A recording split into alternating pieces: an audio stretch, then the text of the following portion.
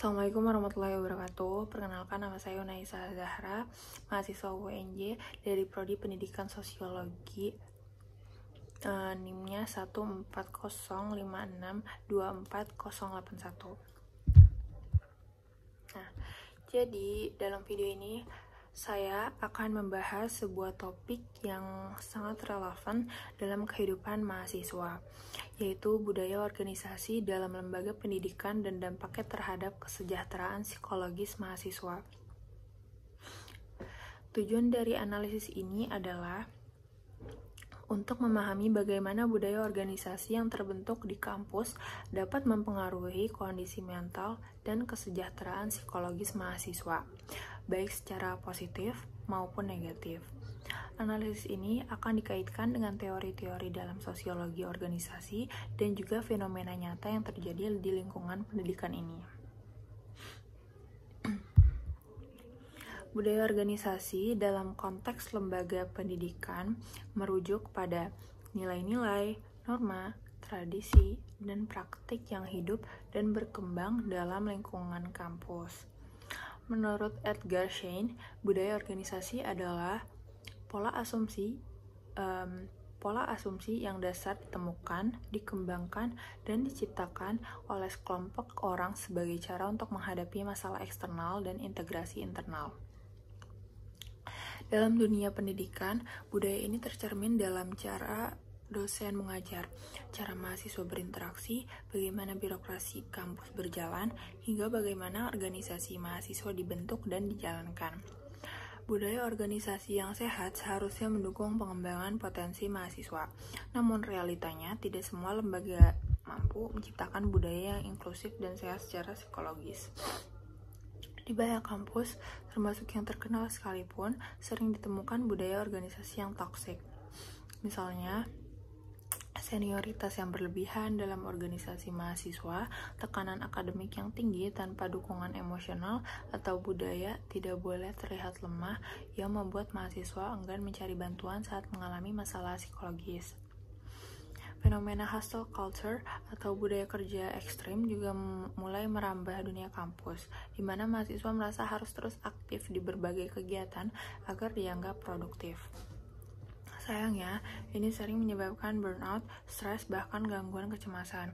Mahasiswa yang tidak bisa mengikuti ritme tersebut seringkali merasa rendah diri dan tidak layak. Nah, dampak terhadap psikologis mahasiswa. Jadi, budaya organisasi yang tidak sehat bisa berdampak langsung pada kondisi psikologis mahasiswa. Beberapa dampaknya antara lain, yang pertama, stres akademik berlebih, karena ekspektasi yang tinggi dan beban tugas yang terus-menerus tanpa jeda. Yang kedua, kecemasan sosial, terutama bagi mahasiswa introvert atau yang baru menyesuaikan diri dengan dunia perkuliahan. Yang ketiga, perasaan tidak cukup baik yang muncul dari perbandingan sosial di media sosial, organisasi, atau pencapaian teman sebaya. Yang keempat, ada burnout, yaitu kelelahan fisik dan mental akibat tekanan jangka panjang tanpa pemulihan yang memadai. Hal ini tentu akan mempengaruhi produktivitas, relasi sosial, dan bahkan keputusan besar seperti drop out atau mengambil cuti kuliah. Nah, dalam perspektif sosiologi organisasi, budaya yang terbentuk di kampus tidak lepas dari struktur sosial, distribusi kekuasaan, serta relasi antara aktor di dalamnya. Teori struktural fungsionalisme melihat budaya organisasi sebagai sistem nilai yang menjaga stabilitas lembaga pendidikan. Namun, bila nilai tersebut eksklusif atau kaku, dia justru menyingkirkan kelompok rentan. Dari perspektif interaksionisme simbolik, budaya kampus terbentuk melalui interaksi antar individu. Simbol seperti jaket organisasi, jargon, bahkan cara berpakaian bisa membentuk identitas sosial. Mahasiswa yang tidak sesuai dengan simbol-simbol tersebut bisa merasa terpinggirkan. Sementara dari teori konflik, budaya organisasi bisa menjadi alat dominasi kelompok tertentu atas kelompok lain. Misalnya, budaya organisasi mahasiswa yang patriarkis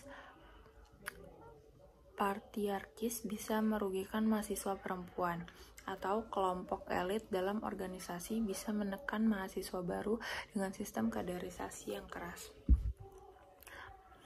Nah, kita bisa melihat fenomena ini dari berbagai studi kasus nyata. Misalnya, kasus di mana mahasiswa mengalami tekanan mental karena sistem orientasi organisasi yang keras, hingga menyebabkan trauma. Atau cerita mahasiswa yang merasa dikucilkan karena tidak aktif organisasi dan akhirnya merasa tidak punya ruang berkembang. Studi dari Lembaga Psikologi Terapan UI pada 2022 juga menemukan bahwa 42% mahasiswa di Jakarta mengalami stres berat akibat tekanan akademik dan organisasi kampus. Ini menunjukkan bahwa budaya organisasi perlu dievaluasi ulang agar lebih manusiawi dan mendukung perkembangan mahasiswa secara menyeluruh. Lalu, bagaimana sebaiknya budaya organisasi dalam lembaga pendidikan dibentuk? Yang pertama, penting bagi pihak kampus untuk mendorong budaya yang lebih inklusif dan suportif, bukan kompetitif dan eksklusif. Yang kedua, perlu adanya pendampingan psikologis dan pelatihan kesadaran mental health, baik bagi dosen maupun mahasiswa. Ketiga, organisasi mahasiswa harus bertransformasi menjadi ruang yang mendukung pengembangan diri dengan mendapatkan pendekatan yang humanis. Bukan hanya target-target pencapaian yang menekan. Jadi, yang terakhir, mahasiswa juga perlu diberi ruang untuk gagal dan belajar dari kesalahan, bukan malah di stigma. Nah, sebagai penutup, saya ingin menekankan bahwa budaya organisasi dalam lembaga pendidikan bukanlah sesuatu yang netral. Ia bisa menjadi kekuatan yang membangun atau justru menghancurkan jika tidak diawasi dengan bijak.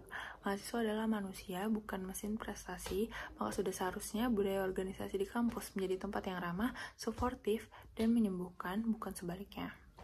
Terima kasih telah menyimak video ini. Jadi, wassalamualaikum warahmatullahi wabarakatuh.